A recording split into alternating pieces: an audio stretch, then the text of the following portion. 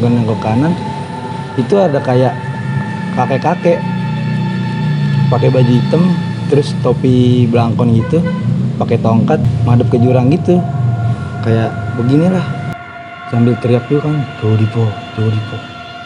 Pas nengok ke belakang itu kayak ada bayangan gitu, wujud perempuan lah ya, cuman setengah badan.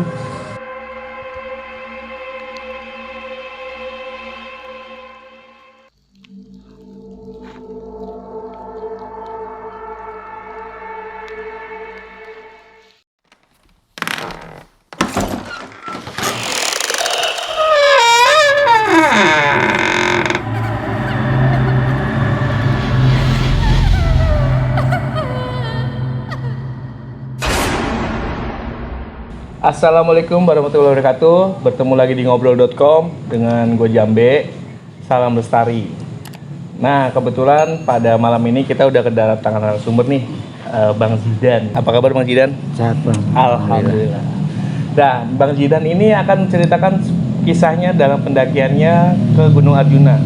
Oh iya Dan, kira-kira boleh tahu nggak sih kisi-kisi lu waktu pendakian Gunung Arjuna tuh kayak gimana?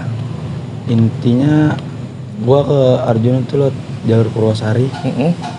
Dan di sana ada larangan kayak warna dominan merah tuh dilarang, terus ganjil. Sama pas gua naik itu malam keduanya itu malam Jumat Legi kalau kata orang sana.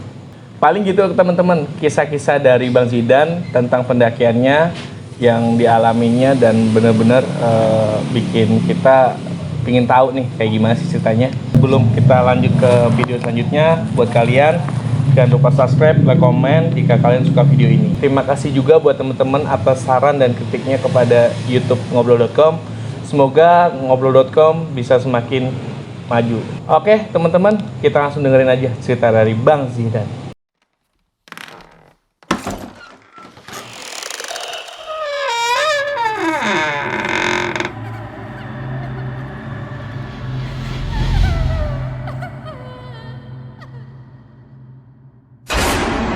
Jadi itu waktu tahun 2019 gua bertiga, cowok 2 cewek 1, Bang Haji sama Katita. Gua kan dari Cikarang ya bang, titik kumpul di stasiun Senen, bertiga ketemu di sana.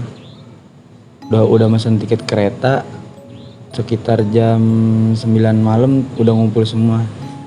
Jadi pas jam 10 udah OTW ke stasiun Malang. Udah sampai di Malang itu sekitar jam 2 siang, setengah 3 lah. Sampai di Malang, makan, minum, ngopi kan. Lanjut ke pasar mana tuh ya.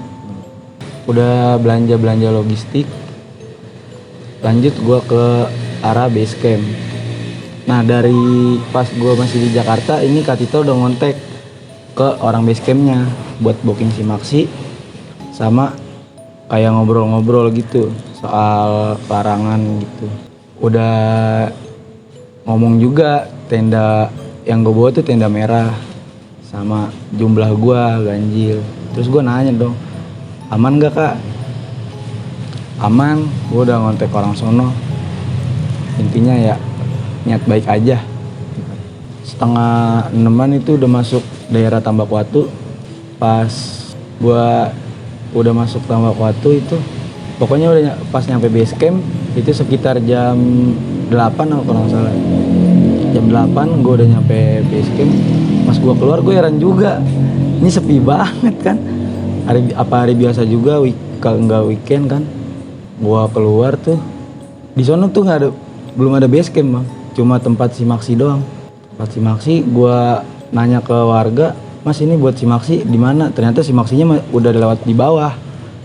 Gua udah lumayan ke atas kan tuh. Terus buat penginapannya daerah mana?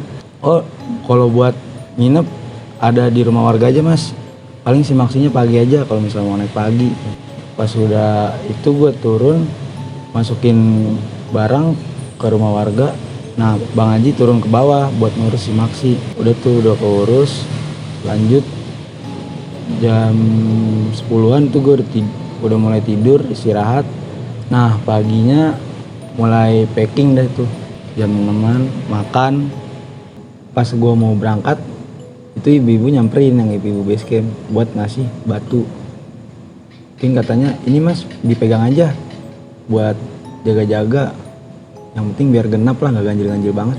Soalnya larangan di sono tuh nggak boleh ganjil sama warna dominan merah. Lanjut udah selesai packing, mulai start trekking jam 7. Jam 7 tuh gue udah start trekking. Formasi tuh gue di belakang, Bang Haji di depan, Kak Tita di tengah. Jalan, udah mulai jalan sekitar 1 jam nyampe di pos 1 Ontobogo. Itu kan modelnya kayak ada kayak tempat pelatihan TNI gitu ya. Turun dikit tuh, Kak Tita udah mulai capek kan katanya. Istirahat dulu aja, santai kan kata gue gitu. Jadi tempatnya itu kayak ada goa gitu, goa terus tempat lesehan. Nah di atas tuh ada kayak spot buat foto yang naga gitu tuh. Di pos 1 tuh nyantai makan cemilan, ngerokok, ngopi. Lanjut lagi jalan jam 8-an buat ke pos 2. Oh iya, jadi pas di bawah tuh kan gue cuma bertiga. Nah masih ada satu rombongan pas gue naik tuh, kayak open trip gitu dia. Tadinya dia niat ke Semeru, jadi pas itu Semeru tutup dia muter ke Arjuno. Bang Haji ngajakin bareng tuh ya. Tapi dia tuh kayak sini saya gitu. Dia nyangkanya mungkin oh ini porter nih, dia nggak mau ambil porter gitu. Langsung ditolak mentah-mentah aja, padahal gue berdua tuh ngajakin bareng. Udah lah dicuekin aja dah, udah biarin dah, kita jalan bertiga aja nggak apa. Soalnya kalau emang barengin sama dia kan lumayan juga tuh, nggak ganjil-ganjil banget kan, jadi nggak sepi-sepi banget. Tapi dia nggak mau, ya udah nggak apa-apa lah. Jalan ke pos 2 yang orang open trip ini udah naik duluan. Jadi gue di belakang rombongan terakhir. Lanjut jalan daerah sebelum pos 2 tuh ada kayak kebakaran gitu. Pokoknya udah masuk pos 2 itu udah masuk daerah hutan. Sampailah di warung, ada warung gitu sebelum pos 2. Di Sendang Dewi Kunti. Berhenti di situ, ketemu orang. Ngopi, ngobrol. Lanjut trekking sekitar jam 10-an. Jalan. Itu target ke pos 5 Mangkutoromo. Jalan. Pas nyampe pos 3 yang Sakri. Itu udah lumayan jiper juga. Soalnya pas di pohon tuh ada kayak tulisan Anda memasuki kawasan sakral, tolong jaga tata kayak gitulah. Udah tuh di situ gue udah mulai jiper juga kan. Jalan tuh Bang Haji masih di depan, gue di belakang, lebih asik di belakang. Jalan, ketemu, udah tuh nyampe pos 4 yang Semar. Ada kayak di situ kayak ada yang jaga petilasan gitu. Jadi kan ada kayak patung yang Semar gitu. Jadi dia yang jaga. Sampai di situ gua hujan udah mulai mendung di jalan, sampai situ hujan deras. Sekitar setengah jam lah. Gua berhenti kan nungguin hujan reda sambil ngobrol-ngobrol. Ada orang situ juga kayak nanya-nanya soal jalur. Ini gimana? Udah tuh sekalian ngisi air kan. Pas hujan udah reda, gue jalan lanjut ke atas ke pos 5 Mangkutoromo. Nyampe Mangkutoromo tuh sekitar udah jam 2-an lah. Jam 2 pengen udah menjelang sore juga. Itu yang gua sempet kaget juga nyampe situ. Kan dia kayak model candi gitu ya, kayak istana gitu, ada tangga ke atas. Jadi gua melipir lewat samping. Nah di setiap jalur gitu kan kayak pohon beringin gitu ya. Nah di akar-akarnya tuh kayak digantung tali gitu. Terus kayak gambar-gambar orang dulu gimana sih, lukisan-lukisan kuno kan. Gak apa-apa, santai aja kata Bang Haji gitu. Sampai kayak ada di pondokan gitu, pondokan orang yang jaga. Mampirlah di situ, ngaso lagi. Soalnya udah capek juga kan, sekitar jam 3-an itu gue lanjut lagi jalan. Sempet nanya juga kan Bang Haji mau ngecamp di sini apa di atas aja, masih ada lagi satu pos 7 Jawa Dipa tuh. Soalnya niat gue dari bawah tuh sekalian 2 gitu, Arjuno sama Ulirang. Langsung sekalian terabas lah. Yaudah lanjut aja ke pos 7 kata. ntar kita ngecamp di sono kalau misalkan mau nggak jadi ke Welirang gitu. Intinya lanjut gue jalan ke atas, itu bener-bener nggak ada rombongan lain selain rombongan gue, sepi banget sih parah. Naik tuh gue ke arah Candi Sepilar, kan jalurnya tangga ya, kanan kiri patung bekas peninggalan kerajaan gitu. Terus pas gue lewat kayak langsung kabut turun gitu ke bawah. Gue kan di paling belakang bang ya, lanjut jalan iseng-iseng nengok ke belakang kayak ke samping, soalnya kayak udah kayak suara angin kena pohon cemara gitu kan beda ya. Gue nengok ke kanan, itu ada kayak kakek-kakek pakai baju hitam terus topi belangkon gitu, pakai tongkat tapi madepnya nggak belakangin jalur, madep ke jurang gitu. Kayak beginilah, diem aja kan. Gue pikir kayak orang lagi ini sesajen gitu kan, gue juga nggak berani negor, cuma ya lewat-lewat aja udah, nggak usah dipikirin. Jalan tuh lanjut, gue nggak cerita tuh ke mereka berdua. Jalan nyampe ke Candi Sepilar, udah nyampe atas, udah lewatin patung-patung itu tuh.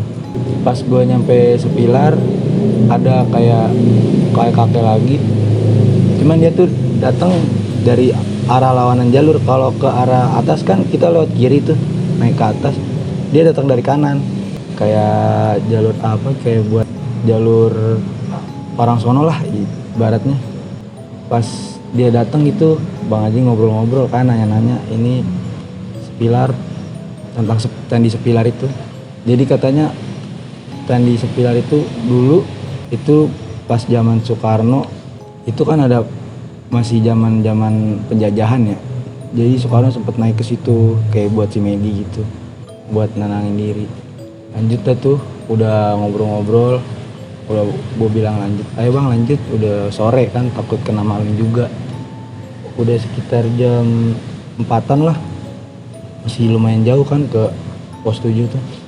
Jalan lanjut, udah mulai jam 5-an, udah mau gelap lah. Itu masih di trek kayak jalur setapak gitu, kanan kiri jurang, kanan kiri kayak pohon cemara. Sampailah gue di pos 7 sekitar jam 5:30 sebelum maghrib, udah mau gelap tuh. Ada satu tenda orang Surabaya tuh, yang sempat gue ketemu di pos 5. Pas gue dateng kan, bang, gue sapa lah, "Woi bang, yang di bawah ya?" "Iya," kata dia. "Udah ngecamp di sini aja biar ada temennya," kata dia gitu kan. Udah gue bikin tenda tuh, masak, bikin kopi. Pas jam 7-an gue keluar buat makan kan. Makan baru tuh ngobrol sama orang Surabaya yang berdua.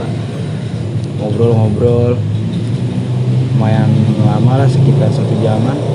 Jam 8 tuh yang lain udah masuk ke tenda, istirahat lah, capek buat besok muncak.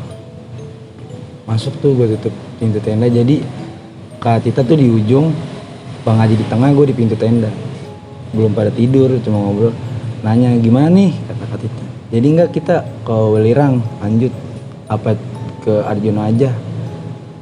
Lihat besok aja lah, kata Bang Haji kan. Lihat besok aja, gimana besok tergantung cuaca kan.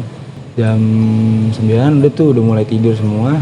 Kalau gue masih belum ada rasa ngantuk kan. Sempet gue bikin kopi, keluar ngerokok tuh, nyetel lagu sampai jam 10-an, jam 11-an tuh gue mulai iseng kan. Pas gue lagi ngerokok biasa gitu, terus ngopi kan, tuh anginnya kenceng, jadi suara pohon tuh udah beda banget, kayak yang suara pintu gitu, pintu lama ngek gitu suara. Wah iseng nih, udahlah masuk lah, beresin gelas, masukin nesting. Udah tuh gua masuk ke tenda, mulai tidur. Alhamdulillah nggak ada apa-apa hari. Pas sekitar jam 2-an tuh kalau nggak salah Kak Tita ngedenger yang tetangga orang Surabaya itu bangun buat ngajakin muncak bareng. Bang, dia manggilin kan dari luar. Mau muncak gak? Nggak ada balasan kan, dia juga mager kali ya. Capek, ngantuk. Sekitar jam 6-an gue bangun. Ini orang berdua masih tidur, kata gue. Aduh, mager banget nih orang berdua. Jadi muncak gak? Ya udah masak dulu deh, masak. Masak kan gue masak sop tuh. Masak nasi, mie, sama sosis yang gue dari bawah. Makan sekitar jam 7 tuh gue baru mulai muncak. Yang gue aneh gitu ya, habis pikir juga. Soalnya pas pagi tuh gue sekitar jam 7 mau muncak, itu cerah banget bang. Nggak ada kayak awan-awan mendung gitu, bener-bener cerah banget kan. Ya sampai kan itu daerah Jawa Dipa kan depannya kan kebuka tuh. Itu kelihatan kayak Gunung Raung, Gunung Semeru di depan kelihatan jelas banget. Kan yang bawa carrier itu Bang Haji. Gue juga nggak mikir juga kenapa gue kayak mikir jas hujan dibawa kayak playseat gitu kan. Playseat kan udah gue pasang buat nutupin tenda gue yang warna merah kan, anjuran orang sono buat ditutup tenda yang warna merah tuh. Cuma gue pas muncak cuma bawa air, cemilan, mie, kayak jaket, cuma kayak jaket gitu doang. Nah jaket gue juga nggak gue bawa, gue cuma pakai kemeja flanel yang warna merah. Udah tuh jalan, nggak kepikiran juga buat bawa jas hujan, soalnya cerah banget. Jalan sekitar jam 7, udah mulai trekking ke puncak. Lumayan lah, pas udah sejaman itu ketemu sama orang yang Surabaya, yang tetangga gue tuh dari atas. Wah bang, yang di pos 7 ya? Iya bang, wah udah turun aja kan. Tadi kita bangunin jam 2 kata gitu. Pakai bahasa Jawa juga kan, temen gue yang ngerti. Udah kita bangunin jam 2. Ya situ kagak bangun. Ya pak capek pulas, yaudah kita duluan aja kan kata. Ah gimana kata. Yaudah naik aja bang. Di atas tadi cerah kok, nggak mendung-mendung banget. Ya udah ntar kita paling semalam lagi bang di pos 5 Kotoromo. Kalau emang gak jadi lintas, soalnya kan gue gak jadi lintas. Ntar turun lagi aja ke pos 5, di situ lebih rame. Tadi begitu. Jalan lah tuh gue lanjut, udah pamitan juga kan. Ya udah bang duluan ya, hati-hati biasa. Jalan lanjut ke arah puncak. Lumayan jaraknya tuh sekitar 5 jam dari gue pas naik. Sekitar jam 10-an gue sampai di pertigaan jalur Pelawangan yang ketemu jalur Alasali Jiwo kan. Ketemu tuh gue sama rombongan yang open trip itu, yang dari Jakarta dia, yang gak jadi ke Semeru. Ketemu sama yang di bawah gue ajakin bareng itu ketuanya. Nah pas di atas dia masih kayak nggak seneng begitu. Gue juga nggak mikir juga kenapa ya. Udah bodo amat lah, nggak mau gue pikirin. Jadi pesertanya tuh di belakang kan ya. Ada tuh satu bocah cowok, ketuanya tuh duluan. Nah yang di belakang ini dia nggak bawa air, minta air kan ya. Bang masih ada air? Oh ada bang, ya pakai aja. Mulai lanjut tuh dia udah minta minum. Jalan langsung ke puncak kan, masih sejam lagi. Sekitar jam 12-an sampai lah gue di puncak. Itu nggak cerah-cerah banget, cuma berawan doang. View-nya juga kadang ketutup kabut. Yang gue kaget juga ada orang sono kayaknya naik itu bawa dupa. Jadi dia naik tujuannya bukan ke puncak, kayak buat gue kurang tahu juga. Ada kan di puncak kayak daerah batu begitu, kayak modelan gua lah, masuk dia bakar dupa gitu, kayak baca-baca apa. Gue nggak mau ngeliatin banget juga lah. Udah gue lanjut foto-foto, ngobrol, ngopi tuh di puncak. Ada juga Sispala mana gitu gue kurang tahu, dia naik dari Tretes. Dia upacara tuh rame sekitar 30 orangan tuh di puncak. Udah selesai gue makan, foto, ngopi, lanjutlah turun. Takut kesorean juga, udah jam 12:30 tuh. Lanjut perjalanan turun. Yang rombongan open trip dari Jakarta itu dia masih pada foto-foto kan, masih pada ngopi. Gua duluan pamit lah basa-basi sama pesertanya yang sempet ngobrol sama gua. Bang gue turun duluan ya. Iya bang, hati-hati. Dia pas katanya ngecamp di mana bang, di pos 5 di bawah. Oh ya udah gue duluan ya gitu kan, pamitan sama. Jalan tuh, perjalanan turun itu masih cerah banget. Pas gue turun dari puncak tuh cerah banget, malah gue turun dari puncak awannya makin kelihatan. Pas gue jalan turun sekitar 30 menit nyampe tuh di pertigaan jalur lagi, gue berhenti di situ buat istirahat lah, capek juga kan, istirahat, minum, makan cemilan yang gue bawa dari bawah. Nah nggak lama pas gue mau bangun kan gue bilang, ayo bang turun, takut hujan, gue bilang gitu kan. Yaudah yuk jalan. Nah pas gue baru 5 langkah lah, belum terlalu jauh juga, itu suara geluduk geledek gitu. Habis suara geluduk gede, waduh kata gue, biasa gue, aduh hujan nih ya. Gue sempet nanya tuh ke bang Haji, bang tadi jas hujan dibawa gak? Pas dia buka, wah tadi kan gak dibawa. Aduh gimana ya, yaudah ya lanjut jalan aja. Lanjut tuh gue jalan bertiga, nggak ketemu orang juga. Lanjut sekitar 1 jaman jalan.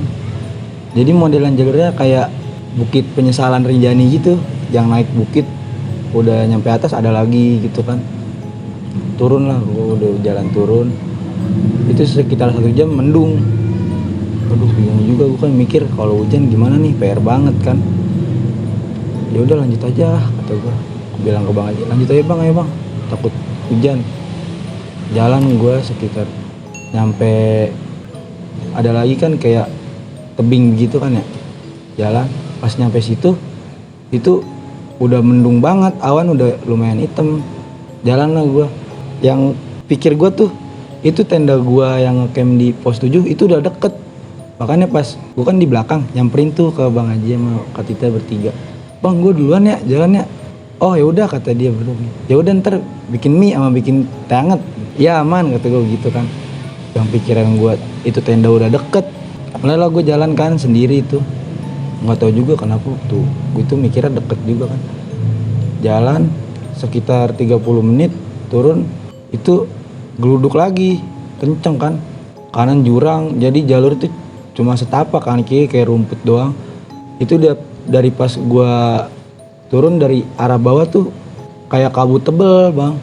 Aduh gimana nih, kayaknya hujan tuh di bawah. Pas gue mulai jalan terus kan udah masuk kabut tuh, wah hujan, gerimis, masih gerimis rintik-rintik. Aduh gimana nih, gue sempat bingung juga di situ mau lanjut apa naik lagi nungguin mereka berdua kan.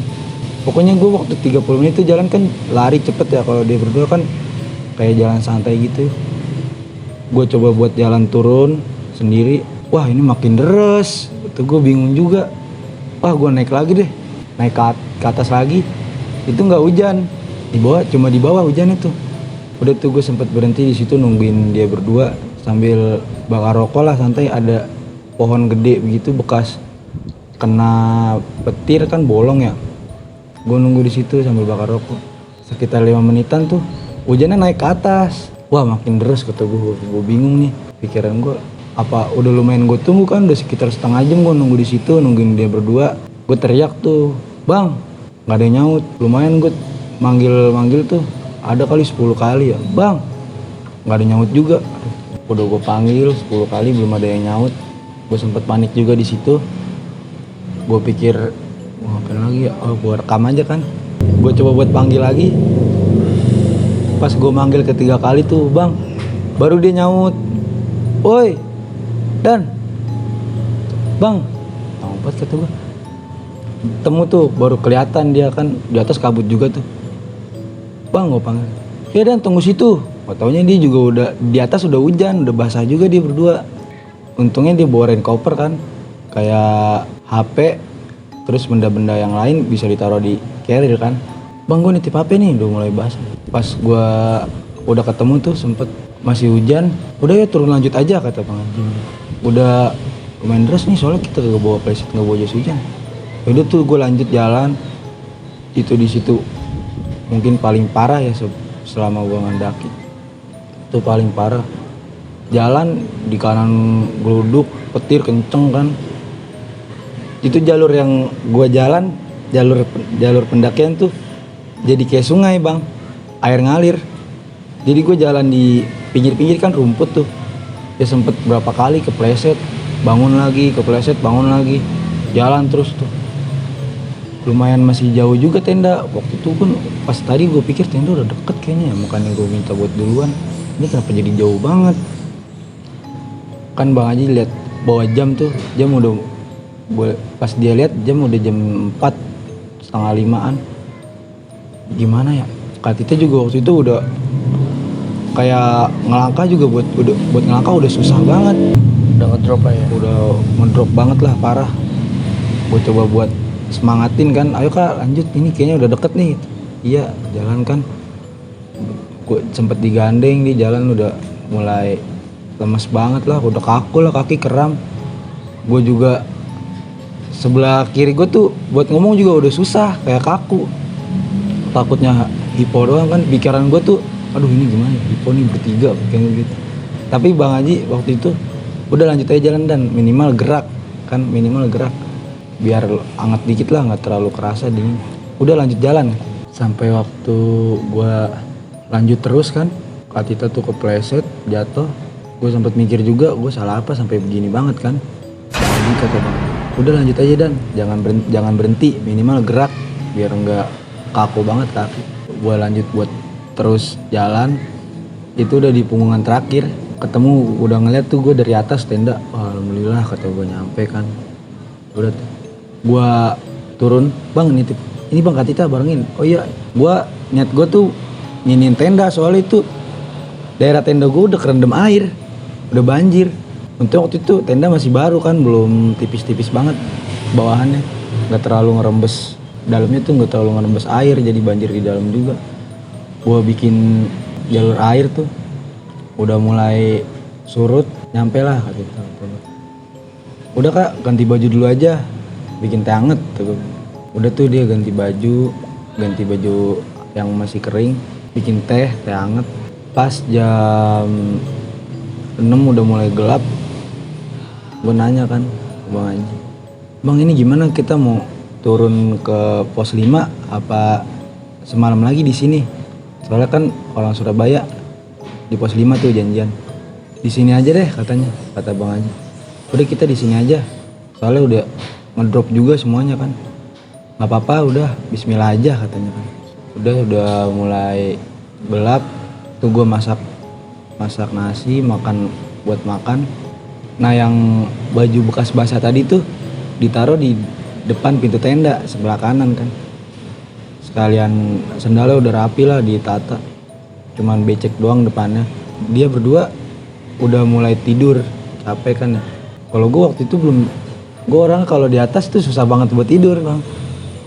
Kalau gue nyeduh kopi lagi kan, itu pas gue lagi ngopi sendiri di luar, ada langkah dari atas. Gue pikir kan orang yang abis muncak itu, tapi waktu sore kan orang Jakarta udah ketemu tuh turun pas gue lagi bikin air di jalan turun. Misi masih itu udah lewat lah intinya. Terus siapa nih pikir gue, kayak suara orang paulut gitu kan, pakai kayak suara sepatu bot lah, duk duk duk gitu kan. Gue pikir kan dari atas, nggak kelihatan kan, soalnya pas gue keluar tuh gue nggak bawa senter, cuma HP doang lah, nyetel lagu. Udah nggak kelihatan kan, di atas gelap, lampu tenda paling nyampu tenda dari dalam itu juga. Udah gue lanjut kan, tapi gue tungguin kok nggak lewat kata gue. Udah mulai iseng di situ, gue masuklah ke tenda. Udah nggak beres ini kata gue. Masuk ke tenda, dia tuh udah tidur. Gue tutup tuh kan dingin juga, gue tutup lah pintu tenda. Pas di dalam tuh paling gue cuma mainan game offline lah ya. Gue main game offline tuh, gue pakai jaket. Udah mulai dingin juga, gue pakai jaket. Bang Haji kan di tengah, kita di pojok tuh, gue di pintu mainan HP. Lagi fokus main kata gue, itu ada lagi suara duk duk duk duk kata gue. Pesan tadi gue tungguin hampir 10 menit lebih kagak lewat, kenapa ada lagi tuh. Sempet merinding juga gue di situ kata gue. Pikiran gue udah kemana baik kan. Gue tinggal tidur aja lah. Itu tuh gue udah iseng banget lah. pintu gua tutup rapet, pintu tenda udah gua pakai SB, gua sletingin, gua pakai headset kan biar nggak kedengeran tuh suara. Gua tinggal tidur ayam lah, gua paksa gua tutup semua kan SB, nggak kelihatan tuh, udah merem. Nah pas nggak lama gua tidur, ini cerita kan gua gabungin ya. Jadi gua bertiga tuh cerita pas udah nyampe homestay. Pokoknya nggak lama gua maksa tidur, itu Bang Haji yang di samping gua itu kebangun. Tapi pas dia mau bangun begitu, badannya nggak bisa gerak, kayak nggak bisa gerak. Dari ujung kaki itu dia ngerasa panas kan, panas banget sampai perut. Kata dia kenapa ini, dia bingung kan. Dia mulai baca tuh di situ, baca ayat kursi lah yang dia inget waktu itu katanya. Nggak lama hilang tuh alhamdulillah. Udah lanjut tidur kan dia. Nggak lama dia lanjut tidur, lanjut ke katitan nih. Itu pas dia bangun buat nyari minyak kayu putih, udah pakai minyak kayu putih kan dia ngolesin lah ya. Pas nengok ke belakang itu kayak ada bayangan gitu, pokoknya kayak muka, kayak wujud perempuan lah ya, cuman setengah badan. Itu ngarah ke pintu tenda, ngarah ke gua, ke arah gua. Pas dia ngeliat tuh nggak lama kayak ngangkat sendal ke arah pintu tenda, dia kan bisa masuk sambil teriak juga kan, Jodipo. Dia liatin, nggak lama dia kan ngedip ya, dia ngedip, tau udah di posisi tidur kayak tidur pertama gitu. Pas dia melek lagi, itu dari arah dia ke depan gitu kan. Kalau yang tadi kan dia ada pintu tenda, pas dia melek lagi dari arah depan tuh kayak bayangan gede lah, rambutnya panjang kan. Dia ngeliat itu bayangan gede, udah nggak berani ingat lagi, dia tutup lah pakai pintu SB. Dan yang baru gue sadarin itu pas gue malam kedua gue di situ, itu malam Jumat Legi. Gue juga sempat baru tahu pas gue arah turun. Lanjut tuh alhamdulillah nggak ada apa-apa, cuma sekadar disengin doang. Lanjut paginya gue bangun pertama, dia masih pada tidur berdua sekitar jam 6-an. Itu cerah banget. Gue buka pintu tenda, pas gue buka kan gue cerita di bawah tuh. Itu pas gue bangun pertama gue buka, itu dari yang tadinya rapi sendal gue tata. Itu sendal yang sebelah kanan ada di ujung pojok jurang. Cuman pas gue ngeliat itu, gue nggak gue tanyain soalnya gue belum tahu kan cerita dari dia gitu. Udah tuh gue masak buat makan. Selesai makan kan gue dia bikin gorengan buat di jalan, ngemil di jalan buat di arah turun. Lanjut arah turun, arah ke pos 5 Mangkutu Romo. Itu yang orang Surabaya mungkin udah turun ya, nggak ketemu gue. Lanjut gue ke pos 4. Nyampe pos 4 tuh yang di Yang Semar, gue nyampe jam 12-an lah, udah siang. Pas gue nyampe di situ kan ya ngobrol, ketemu lagi tuh sama yang mbak yang ngobrol kemarin sama Bang Haji tuh. Nah pas gue baru nyampe di situ, ada yang ketemu waktu gue di Candi Sepilar kan, ada kakek-kakek tuh. Itu dia turun dari arah atas, nyapa kan pakai bahasa Jawa, ngobrol sama Bang Haji. Gimana semalam di atas, aman gak? Bang Haji, aman Pak, alhamdulillah. Bener kata dia cerita, soalnya semalam itu malam Jumat Legi, alhamdulillah tuh gak disengin. Soalnya dia cerita di pos 7 itu sekitaran Jawa Dipa, bawahan dikit itu kayak daerah kampungan gaib, daerah perkampungan gaib. Lanjutlah gue packing lagi buat persiapan turun ke bawah sambil ngisi air. Itu gue pamitan kan, yang jaga di situ kan suami istri ya, ibu sama bapak. Gue sempet ngobrol juga kan, lumayan akrab. Lanjutlah gue turun ke bawah. Pas di daerah abis pos 3 sebelum Sendang Dewi Kunti itu pos 2. Itu pas gue turun ketemu orang di bawah dari di arah naik. Mas, hati-hati di bawah ada sarang lebah, tadi baru kena, temen saya kena sengat. Itu pas gue lewat situ itu lebah banyak banget. Tapi cuma gue yang kena sengat, gue juga bingung. Perih banget kan itu kena di pala. Langsung lah gue jalan kan, cuma ngolesi minyak tawon bentar. Lanjut turun ke bawah. Sekitar jam 7 malam gue baru nyampe base camp. Pas gue nyampe base camp, itu ibu-ibu yang di base camp nanya kan, lo mas nggak jadi lintasin? Oh nggak jadi bu, malam di atas hujan nih. Gue nginep semalam lagi, paginya gue baru ke Malang buat mampir ke temennya Kak Tita. Ada kan di Surabaya, ke Surabaya dulu makan, ketemu temennya. Baru sekitar malamnya tuh gue ke stasiun Pasar Turi Surabaya, barulah pulang arah pulang. Alhamdulillah selamat sampai rumah. Begitu teman-teman, cerita dari Bang Zihdan tentang pendakiannya ke Gunung Arjuna via Purwosari. Nah, paling gue sedikit tanya-tanya nih Dan tentang pendakian lu waktu tahun 2019. Kan waktu itu lu naik bertiga ya dengan Kak Tita dan Bang Aji.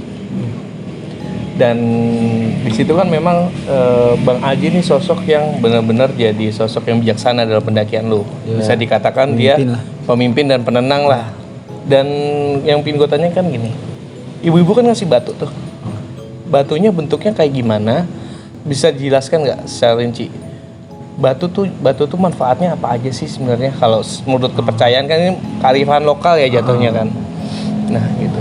Jadi waktu itu tuh batu ya segini lah, nggak gede-gede banget kayak yang batu itu, halus nggak lumayan gede, paling sekepal doang.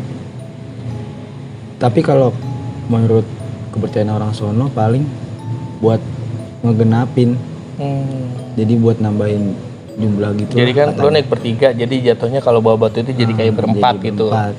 Soalnya kalau kepercayaan orang sono itu nggak boleh ganjil. Dan di situ lo juga pakai baju merah ya. Iya. Dan kenapa sih baju merah atau warna merah itu dilarang, Sal? Boleh tahu nggak? Lo tahu nggak? Itu gue juga kurang tahu banget, soalnya waktu pas gue mau berangkat juga yang nanya tuh Kak Tita. Kayak nggak boleh pakai baju merah. Soalnya kan panel gue cuma ada panel warna merah. Gue tuh kalau jalan lebih nyaman pakai panel lah, soalnya kan kalau kayak kena daun duri gitu kan, atau apa ya, jadi lebih nyaman begitu pakai panel, lebih nyaman aja. Terus boleh sedikit tanya-tanya Sal, itu kalau misalkan yang Jawa Dipa itu merinding Jawa Dipa itu kan sebenarnya nama pos kan? Iya. Nama pos sebelum puncak. Itu lu sempet cari tahu nggak kenapa alasannya si makhluk itu ngomong Jawa Dipa atau apa ke orang sekitar situ?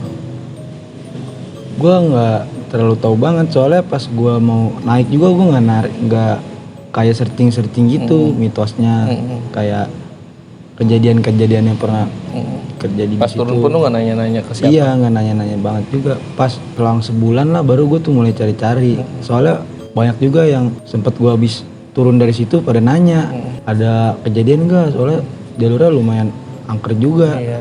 Purwosari. Jalur spiritual kan.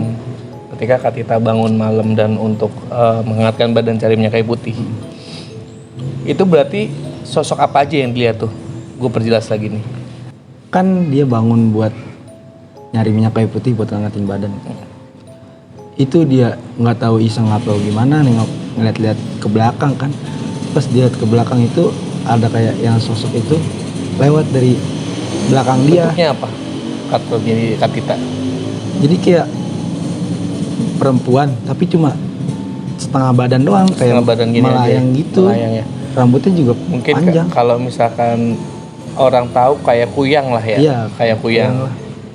Itu pas dia kedip, pas habis ada yang itu teriak Jawa Dipa itu, dia kebangun lagi dari yang pertama dia awal posisi tidur. Tapi pas dia melek itu kayak ada sosok genderuwo gitu di depan dia, cuman kelihatan bayangnya doang kan, soalnya pas di dalam tenda tuh lampu tenda masih nyala, jadi cuma kelihatan bayangannya doang. Gede gitu, San. Gede banget lah, sepohon gede itu. Dia langsung tidur lagi lah. Nah, terakhir paling pesan-pesan nih dan buat teman-teman di rumah tentang pendakian lu boleh, tentang apa aja lah buat teman-teman di rumah tuh apa aja. Mungkin dari gua, percaya nggak percaya, buat kepercayaan orang sono, intinya menghargai aja sih kepercayaan orang sono.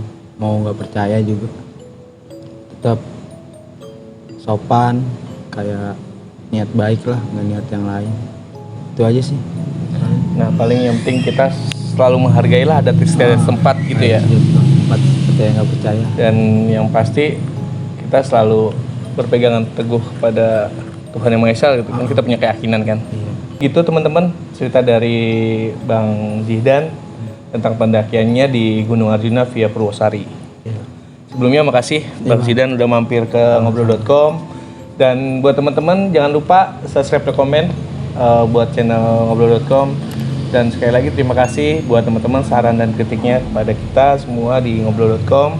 Semoga ngobrol.com kedepannya semakin baik dan maju. Stay terus di ngobrol.com.